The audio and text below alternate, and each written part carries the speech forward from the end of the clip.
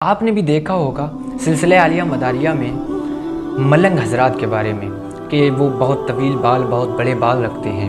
تو اس کے پیچھے کی وجہ کیا ہے کہ وہ اپنے بالوں کو اتنا بڑا کیوں رکھتے ہیں اور پھر ایسا کیوں کرتے ہیں، یا کرنا چاہیے یا نہیں کرنا چاہیے۔ تو اس کے بارے میں سمجھ لیں کہ یہ جو بال رکھنے کی وجہ ہے، اس کے پیچھے کی وجہ جو ہے، جو ریزن ہے، وہ سمجھ لیں۔ سب سے پہلے حضور سیدنا سید بدیع الدین قطب المدار زندہ شاہ مدار کی اس کے پیچھے ایک بہت بڑی کرامت چھپی ہوئی ہے، جو سرکار غوث اعظم اور ان کی بہن سے ریلیٹڈ ہے۔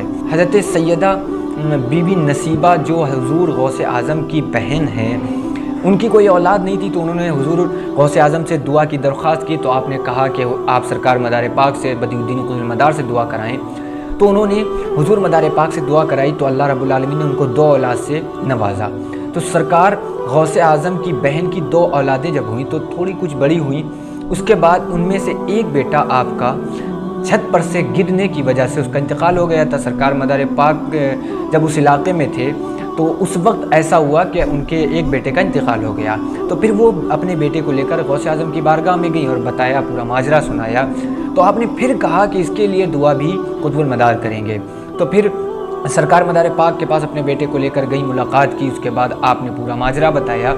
اس وقت سرکار مدار پاک نے ان کے بیٹے کے سر پر ہاتھ رکھ کر کہا، جن کا نام جمال الدین تھا، آپ نے ان کے سر پر سرکار مدار پاک نے ہاتھ رکھا اور فرمایا، اٹھو اے جان من جنتی۔ تو سرکار مدار پاک کے کہتے ہی وہ حضرت جمال الدین اٹھ کر کھڑے ہو گئے۔ اس کے بعد سے ان کو جان من کہنے لگے، لوگ جان من جنتی کہنے لگے، اور اس وقت سے انہوں نے عہد کر لیا، وعدہ کیا کہ میرے سر پر حضور بدیع الدین قطب المدار زندہ شاہ مدار کا دست مبارک ہاتھ لگا ہوا ہے، لہٰذا اب میں ان بالوں کو کبھی نہیں کٹاؤں گا۔ تو انہوں نے اپنے بالوں کو کافی بڑا رکھا، جس کے بعد انہوں نے بال نہیں کٹائے تو بہت بڑھ گئے تھے۔